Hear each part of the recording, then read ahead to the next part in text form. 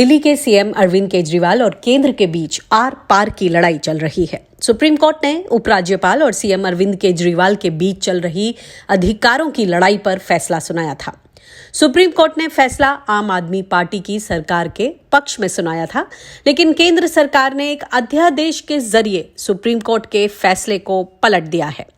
केंद्र सरकार एक अध्यादेश लेकर आई है। अब दिल्ली में अधिकारियों की ट्रांसफर पोस्टिंग का अधिकार केजरीवाल सरकार से छीन लिया गया है।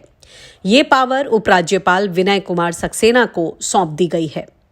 केंद्र सरकार ने उपराज्यपाल को दिल्ली का असली बॉस बना दिया है। केंद्र सरकार के अध्यादेश में कहा गया है कि विधानसभा के साथ दिल्ली एक केंद्र शासित प्रदेश है, लेकिन दिल्ली में देश विदेश से जुड़े कई संस्थान हैं जिनकी सुरक्षा का इंतजाम केंद्र सरकार के हाथ में होना जरूरी है। यह देश की छवि को दुनिया भर में अच्छे से प्रदर्शित करने के लिए जरूरी फैसला है।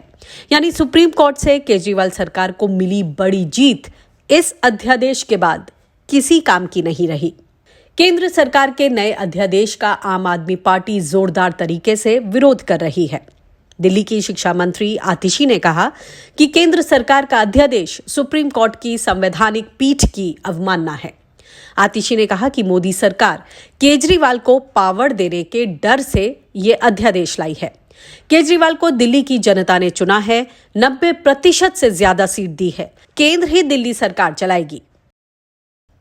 वहीं आतिशी ने कहा कि मोदी सरकार उच्चतम न्यायालय के संविधान पीठ द्वारा सर्वसम्मति से दिए गए फैसले के खिलाफ गई है। न्यायालय ने निर्देश दिया कि निर्वाचित सरकार को स्वतंत्र रूप से फैसले लेने की शक्तियां दी जाएं, लेकिन केंद्र का यह अध्यादेश मोदी सरकार की बेहयाई का प्रतिबिंब है। इस अध्यादेश को लाने के पीछे केंद्र का एकमात्र मकसद केजरीवाल सरकार से शक्तियां छीनना है। यह स्पष्ट है कि मोदी सरकार मुख्यमंत्री अरविंद केजरीवाल से डरती है। हम केंद्र के इस कायराना कदम की कड़े शब्दों में निंदा करते हैं। मोदी सरकार के इस अध्यादेश के बाद दिल्ली में सत्ता का संघर्ष और तल्ख होता जाएगा, लेकिन मोदी सरकार किसी भी हालत में केजरीवाल को पावर नहीं सौंपना चाहती है। Bureau report, Q5 network.